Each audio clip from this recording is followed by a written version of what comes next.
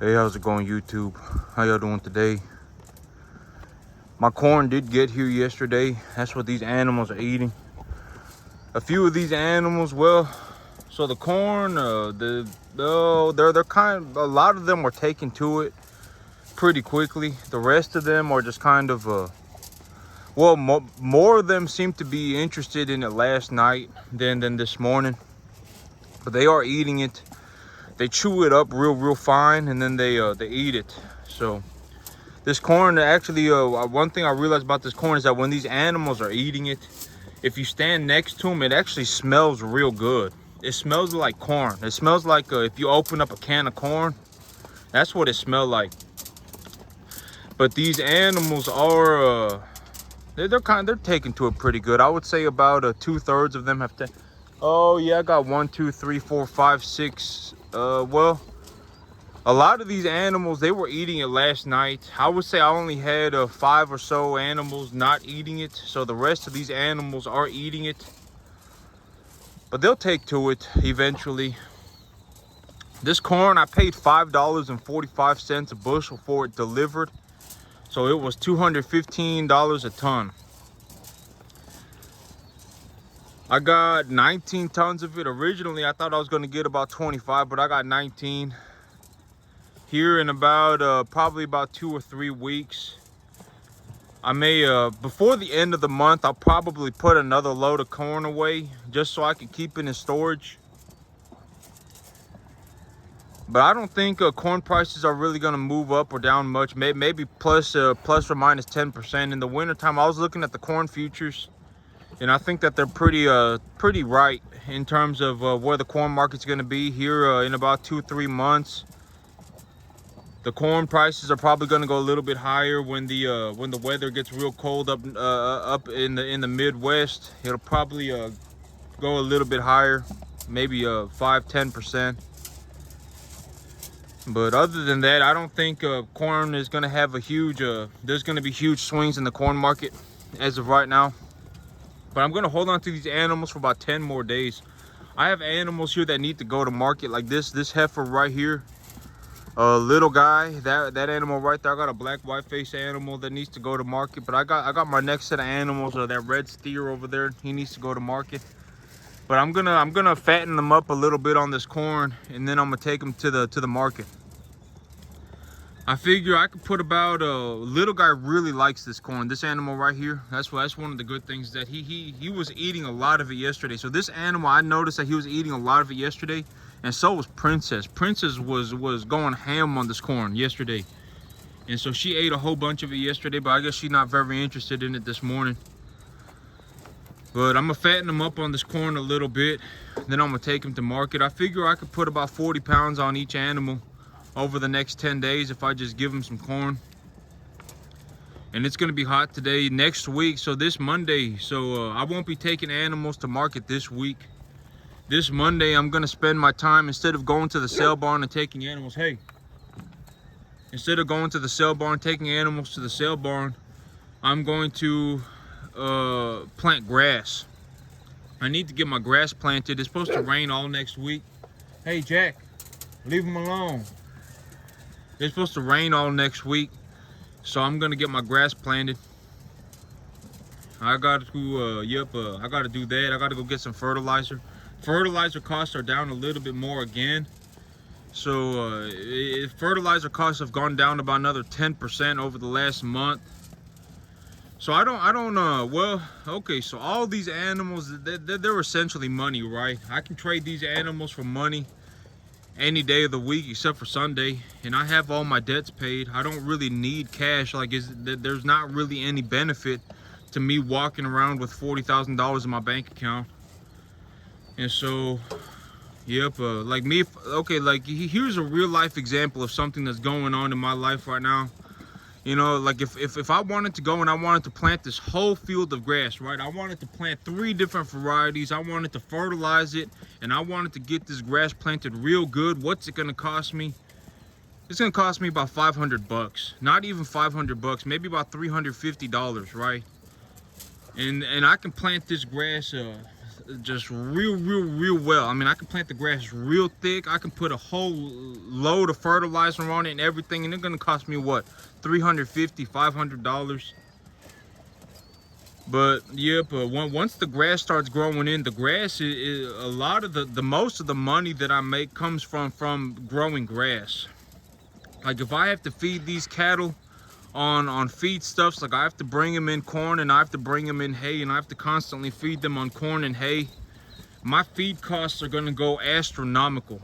I mean talk about, it's gonna take my expenses from about if I want to raise 50 animals a month, it's gonna cost me about, on average, if I grow grass, it'll cost me about $350, $400 a month. So if I grow, if I raise 50 animals on fresh grass, it's gonna cost me about $400 a month. But if I raise them on, if I have to feed them corn and I have to feed them hay bales, it's gonna take that $350 a month and it's gonna turn it into like $2,500 a month. And so I am able to, one of the big reasons why I'm able to make such a large amount of money, why I did make such a large amount of money in the cattle business this year, is because 90% of the time that, oh, not 90%. Okay, so I did the math, and it's about 9 out of 12 months out of the year, about 8 to 9 out of 12 months of the year, these animals are walking around on grass that I have planted and that I am growing for them to eat. They're not sitting here chewing on hay bales, and they're not. I will probably still feed corn, because corn is just gonna put that little bit of extra weight on them. Corn, you don't really need to feed a whole lot to them. The corn, really, in all honesty, if like this animal right here, probably about 800 pounds. The animal next to her, this guy, he needs to go to market too. I think that's him. But I got a big old black steer here somewhere. But when they're 700-800 pounds, if you just give them 6, 7, 8 pounds of corn a day, if you really want to treat them well, you can give them 10 pounds of grain a day. That's all they need. If they get about a third of their diet in corn a day, they'll put on weight. They'll put on, you really just want to, me personally, I'm not a finishing yard. Like there's not really any reason for me to get these animals super fat and take them to the slaughterhouse or anything like that. There's not really any reason for me to do that. So I mean, my goal here is to keep these animals at about 2.5 to 3 pounds of gain a day over the long term. And when I look at the information that I have collected, to keep them at about 2.5 to 3 pounds of daily gain, you really want to keep the digestibility at about 70, 75, and you want to keep their overall protein at about 14 to 16%. And you want to keep their daily feed intake at about 2.5 to 2 and about 2.75% of their body weight. So if they're these animals, okay, so they are, now that I actually think about it, these animals, they're probably eating about I don't really know. It's hard for me to exactly know how much these animals are eating, because they're chewing on these hay bales and they're throwing a lot of the hay on the ground.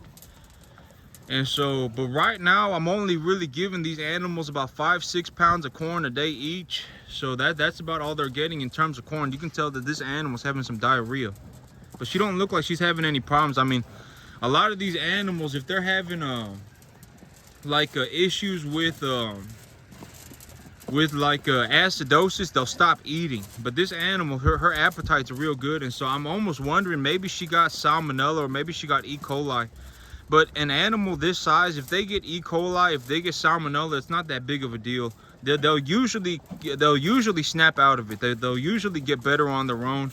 Like me last year, I had salmonella and I had E. coli. I got them both. Last year, I actually ended up getting them both, and I got COVID twice. But I mean, when an animal is larger, when they're this size, you don't really have to worry about E. coli or salmonella. If they do get E. coli or salmonella, the biggest risk is it going to the person that's taking care of them, because these animals, they'll poop on the ground and the poop will dry up, and when the animals run around, they'll kick that dust up into the air, and if there's salmonella bacteria or E. coli bacteria, a lot of it in that manure dust, and you inhale it, you'll contract it.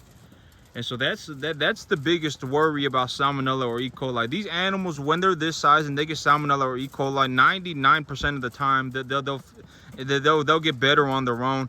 If you feel like it's a real bad situation, you can just get well, I give them a shot of oxytetracycline. But if they're small, if they're real small, if they're like 100 150 pounds, 250 pounds, stuff like that, I usually will treat salmonella as well as E. coli, because you really don't want these small animals having massive amounts of diarrhea. It'll dehydrate them very quickly. So, but when they get bigger, they usually clear it up on their own. Yep, here in about in about 10 days, I'll be taking animals back to market. This Monday, I'll be planting my grass instead of taking animals to market. I've done very well for myself financially. I've made a tremendous amount of money on these animals. I still have about 2 or 3 months before I need to, well, I still have about 2 or 3 months left in this year to make myself some more money.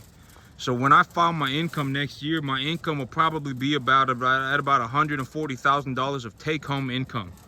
So I'll have put about $12,000 a month away in the bank every month that I get to hold on to for next year. And I do believe from the absolute sincerity in my heart that I will get to $500,000 a year next year. That I will be, I know I'm capable of it. You know, I know I can do it. I'm probably one of the very few people on the planet that can accomplish it. And I believe that I will do it next year. If I can get to $500,000, if I can put $40,000 away in my bank account every month next year and have it as income that I hold on to, I really don't see any issues with me having to pay income tax until I get to maybe about that $10 million. Because, okay, so $10 million a year, the name of the game changes, right? So if I'm making $10 million a year, investing $10 million a year, it's harder to invest $10 million a year than it is to invest $500,000 a year. I can invest $500,000 a year. I just go and buy another piece of land and put more cattle on it. But at $10 million a year, at something like $10 million a year, I probably will end up having to pay income tax. But up until that point, I really don't see any issues. I mean, you know, because if I was going to go and I was going to try and run $10 million worth of cattle a year, if I was going to try and buy enough land and raise $10 million worth of cattle a year, I don't think work ethic can solve that problem. I can probably raise about 500 animals on my own in terms of me being able to actually handle 500 animals. Like if I had 50 of them get sick, could I get to them fast enough? And because these animals, if they get sick, you got to get to them real fast, because if you don't get to them real fast, they're going to end up like Slowpoke, where their lungs are permanently damaged and they're just kind of a scuffed animal their whole life. And so, you know, the thing about raising animals is that there's a big factor of efficiency in it. It has to be very efficient. So if the animal starts getting sick, I really need to get to that animal in the first 2 days. And so in terms of like what I am capable, I know that if I were try to raise more than 500 animals a year by myself, I would be in a pickle of a situation. It would be very difficult for me. I wouldn't be able to do the job this well. I wouldn't be able to perform at this level once I get past about 500 animals. So if I had 500 animals, I could probably do it myself. In terms of taking care of the animals, in terms of their health, if I had to give them injections, I could do it. In terms of keeping track of their feed, keeping track of their of how they're doing in terms of their overall health and stuff like that, I could probably do about 500 animals a year by myself. You know, I could probably get myself to about $10 million a year by myself. But once I got to about $10 million, it would be very difficult for me to push from $10 to $50 million. I mean, I don't know until I get there, right? Until I get there, I don't really know if I'm not gonna say I can't do it, because I honestly don't know. You know, right now my big thing is I'm looking to take myself from 100,000 a year of income to 500,000, and I have a plan set for it, and I wouldn't bet against me, okay? Like, if I was gonna be honest, when I take a critical look at everything that I do here, and when I take a hard look at the things that I've accomplished, I am absolutely capable of five-folding this business. If I went and I five-folded this business tomorrow, I could probably still do it. It's not that big of a deal. If I tenfolded this business, I could probably still do it on my own. So it's not like, I wouldn't bet against me. You know, when I look at the things that I accomplish on a daily basis, when I look at the things that I accomplish just on a regular basis, going to $500,000 is not going to be, it's going to be extremely difficult. It's going to be extremely difficult, but I would say that I am one of the few people, particularly in the cattle business, that could go and bring home $500,000 a year and put it away in the bank. And it just is what it is, right? But that's it for me today, YouTube. Y'all have a good one.